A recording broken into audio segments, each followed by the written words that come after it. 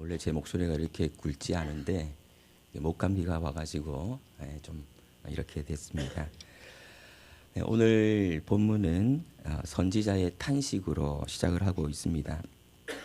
재앙이로다 나여 나는 여름 과일을 딴 후와 포도를 거둔 후 같아서 먹을 포도송이가 없으며 내 마음에 사모하는 처음 익은 무화과가 없도다.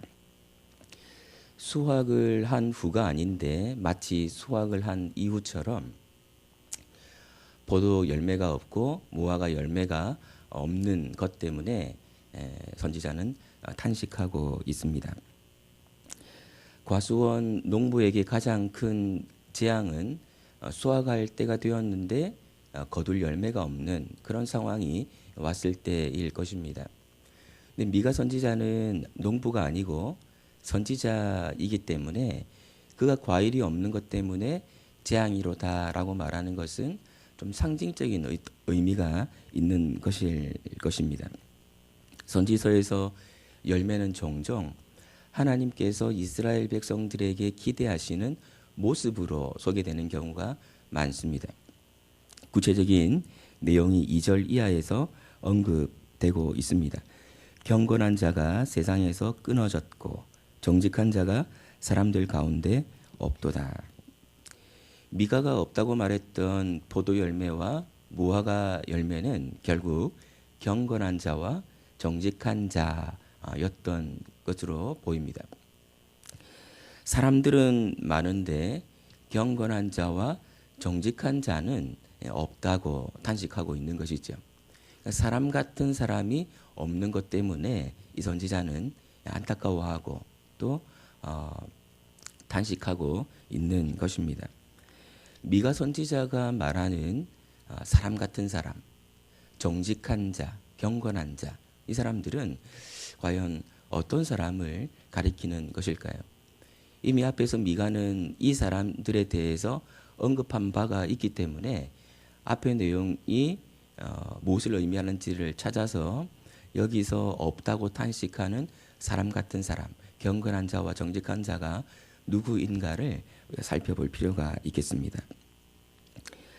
경건한 자를 히브리어로 말하면 하시드라고 말할 수 있습니다.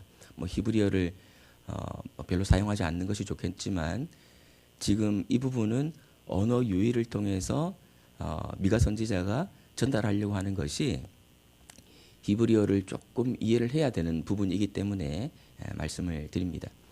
경건한 자로 번역된 히브리어는 하시드인데요. 이 단어는 히브리어 헤세드에서 온 말입니다. 히브리어 중에서 딱 한 단어만 기억하셨으면 좋겠습니다라고 추천해 드릴 수 있는 그런 단어가 있다면 헤세드라는 단어인데요. 아마 들어보셨을 것 같습니다.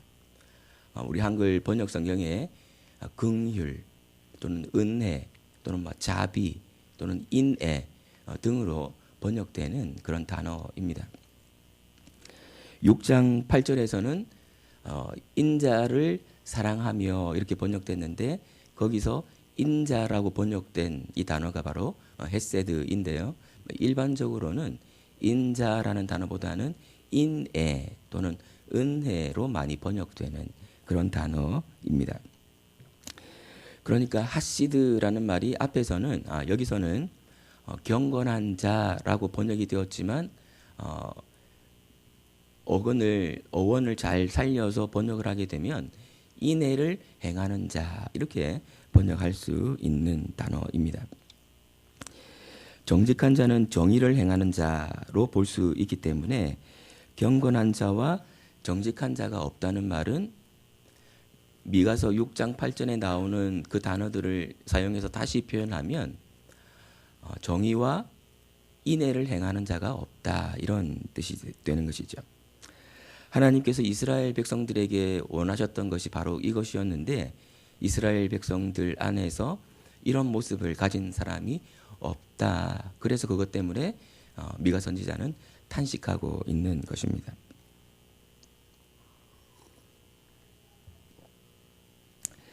정의와 인애를 행하는 자가 없는 사회의 모습이 2절에서 4절에 적나라하게 소개되고 있는데요. 먼저 백성들의 모습이 소개되고 있습니다. 무리가 다 피를 흘리려고 매복하며 각기 그물로 형제를 잡으려 하고 두 손으로 악을 부지런히 행하는도다.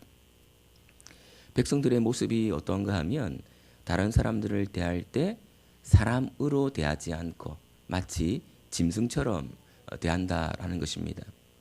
다른 사람들을 대할 때 목적으로 대해야 되는데 목적으로 대하지 않고 수단으로 대한다 이렇게 말하고 있습니다. 그런 사회가 되었다는 것이죠.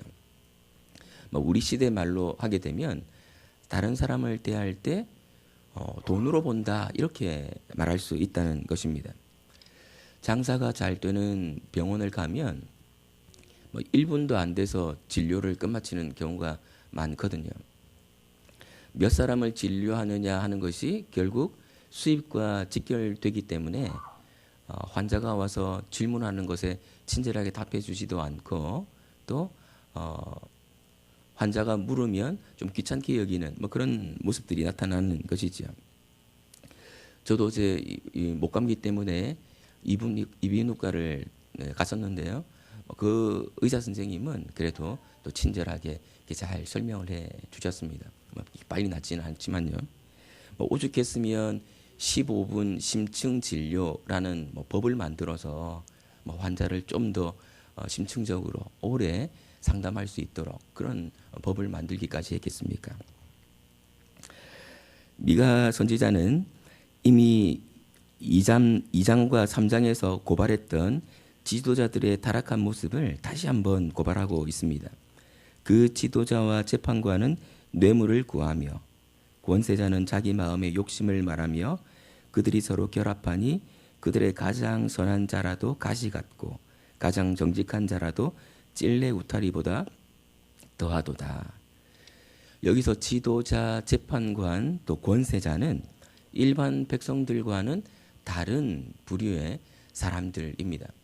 다른 사람들에게 영향력을 끼치는 사람들, 그리고 사회의 분위기를 조성해 갈 수 있는 사람들, 많은 특권을 지니고 있기 때문에 그만큼 공적인 책임을 지는 사람들, 그 사람들이 바로 지도자들이지요.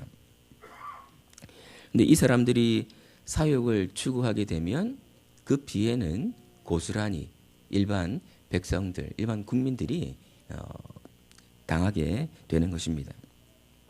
근데 그들이 서로 결합하니라고 말하고 있는데요. 이것은 이 지도층에 있는 사람들끼리 공생관계를 형성한다라는 것입니다.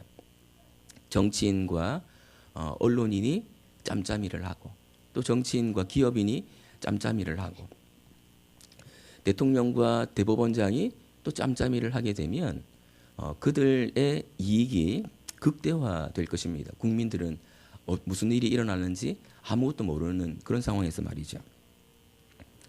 그래서 이 사람들 중에 가장 선한 자라도 가시와 찔레 울타리가 될 수밖에 없습니다. 가시가 되고 찔레 울타리가 된다고 하는 것은 다른 사람들에게 피해를 주는 사람이 된다 그런 뜻입니다. 지도자들이 타락하게 되면 백성들이 엄청나게 많은 피해를 보게 되는 것이죠. 이스라엘 사회가 왜 이렇게 되었습니까? 하나님 앞에서 신실한 사람, 정의와 인애를 행하는 사람이 없어졌기 때문에 그렇습니다. 이것은 사실 오늘 우리가 뼈아프게 들어야 될 교훈이기도 합니다. 우리 교회 안에 사회에 유능한 사람이 있거나 혹은 많다고 해서 자랑스러워할 일이 아니라는 것입니다. 우리 자녀들이 이 사회의 지도자가 되고 판검사가 되고 힘이 있는 그런 사람이 되는 것만을 바라서도 안 된다라는 것을 우리가 교훈으로 받아야 될 것입니다. 중요한 것은 어떠한 위치에 있든 하나님 앞에서 신실한 자가 되는 것입니다. 하나님과의 관계에서 신실한 자가 되어서 정의를 행하고 인애를 행하는 자가 되어야 하는 것이지요. 정의와 인애를 행하지 못하면서 우리 사회에서 힘이 있는 자가 되는 것은 굉장히 위험한 일이 될 수 있는 것입니다. 그래서 그런 사람이 있는 것 때문에 기뻐하거나 자랑스러워하거나 우리 자녀가 무조건 높은 자리에 올라가는 것만을 위해서 기도하는 것은 자녀를 위험한 자리에 또 다른 사람들을 위험한 자리에 내몰게 되는 것이죠. 미가 선지자는 이런 사회에 살고 있는 사람들에게 충고하는 형식으로 말하면서 그 사회의 모습을 좀 더 보게 만들어주고 있습니다. 5절 6절 말씀 같이 한번 읽어보겠습니다. 너희는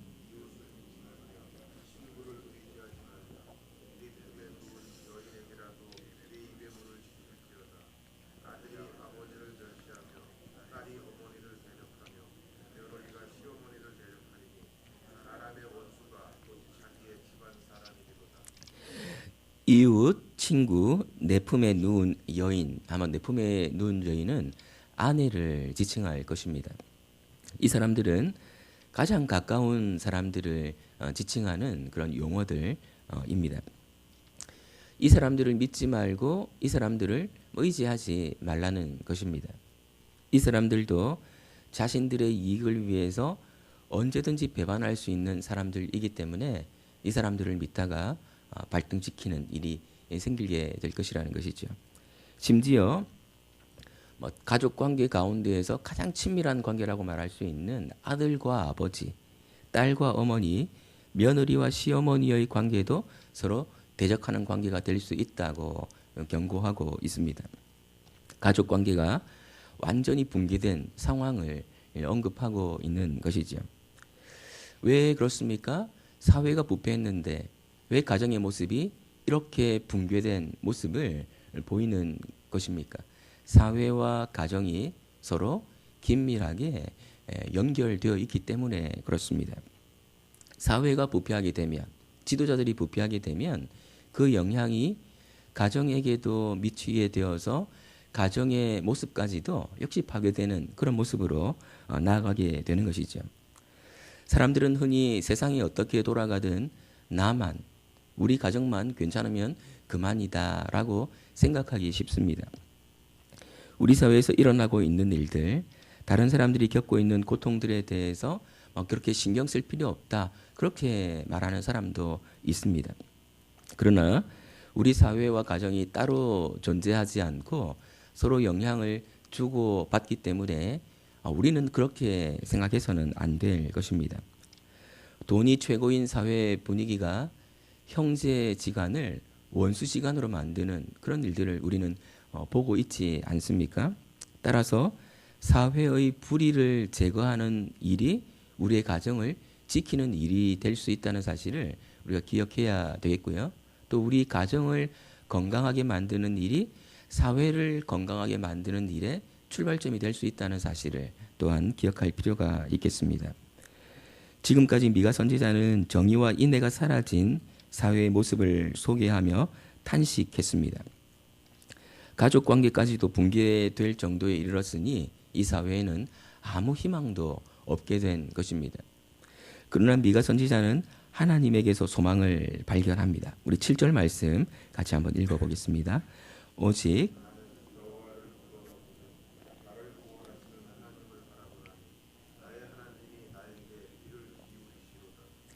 여기서 우러러 보며라는 말은 상황을 살피고 세밀하게 관찰한다, 이런 의미를 갖고 있습니다. 그러니까 여호와를 우러러 본다고 하는 말은 하나님의 뜻을 살펴서 행동하겠다, 이런 의미를 담고 있습니다. 하나님을 바라본다는 말은 시편에서 주로 사용되는데 시인이 하나님의 응답을 기다릴 때 이런 표현을 씁니다. 하나님을 바라보나니, 하나님의 응답을 기다리나니, 이런 뜻으로 사용되는 것이죠. 무엇을 바라보고 기다리느냐 하는 것은 중요합니다. 잘 참지 못하고 쉽게 화를 내는 부모를 보고 자란 자녀들은 그런 모습을 닮을 것입니다. 그런데 정의롭고 또 오래 참으시는 하나님을 바라보고 자라는 사람들은 하나님의 그 모습을 담게 될 것입니다. 미가 선지자는 그 하나님께서 자신들을 구원하실 것이라고 주장하고 있습니다. 어떻게 구원하신다는 말입니까? 8절 이후에 나오는 내용을 보면 하나님께서 주도적으로 이스라엘을 구원해 내실 것을 말하고 있는데요. 8절 말씀 같이 한번 보겠습니다. 나의 대적이여.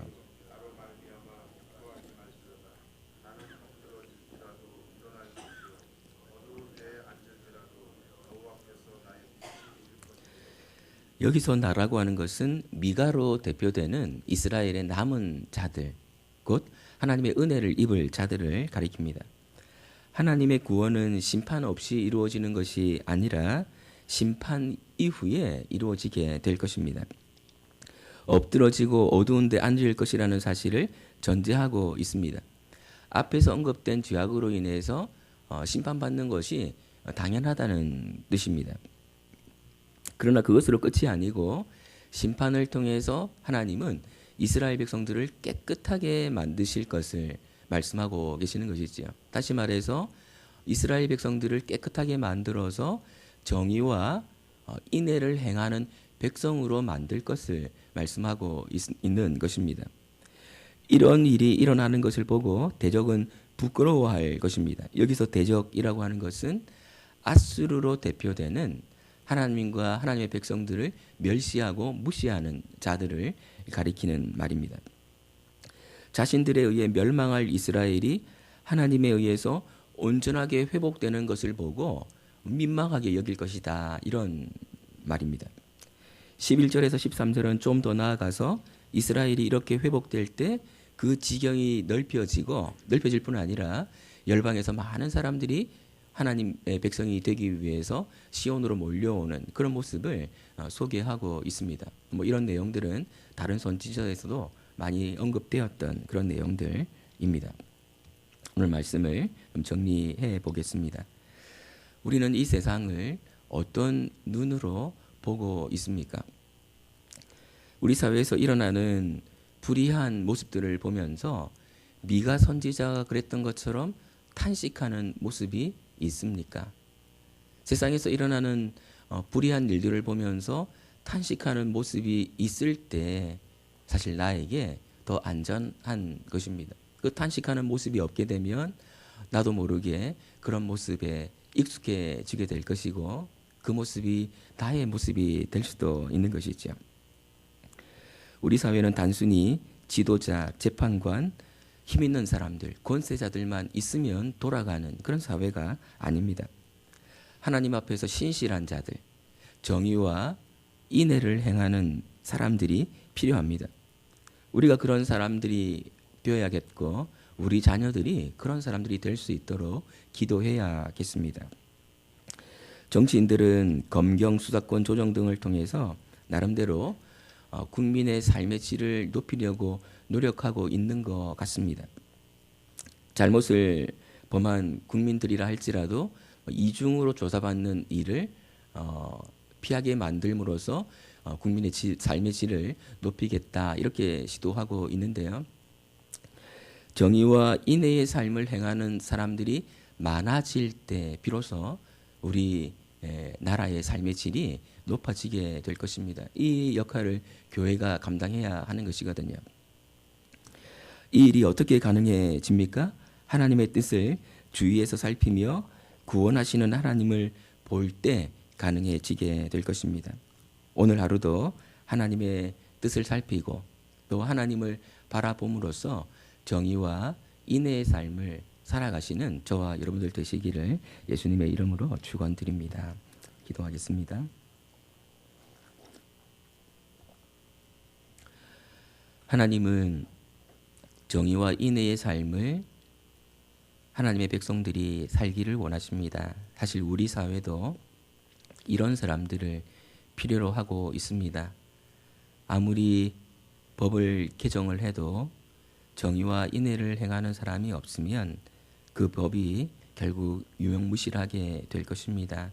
하나님 아버지, 우리의 모습이 이런 모습이 되기를 원하고 또 우리 자녀들을 위해 기도할 때에도 이런 모습을 가진 하나님의 사람들이 되는 그것을 기도하기를 원합니다. 그리하여 그들을 통해 우리를 통해 이 사회가 좀 더 나은 사회가 될 수 있도록 은혜 내려 주옵소서. 오늘 하루도 우리에게 정의와 인애의 마음을 주셔서 그런 삶을 우리 있는 곳에서 살아갈 수 있도록 은혜 주시기를 원하옵고 예수님의 이름으로 기도드립니다. 아멘. 하늘에 계신 우리 아버지여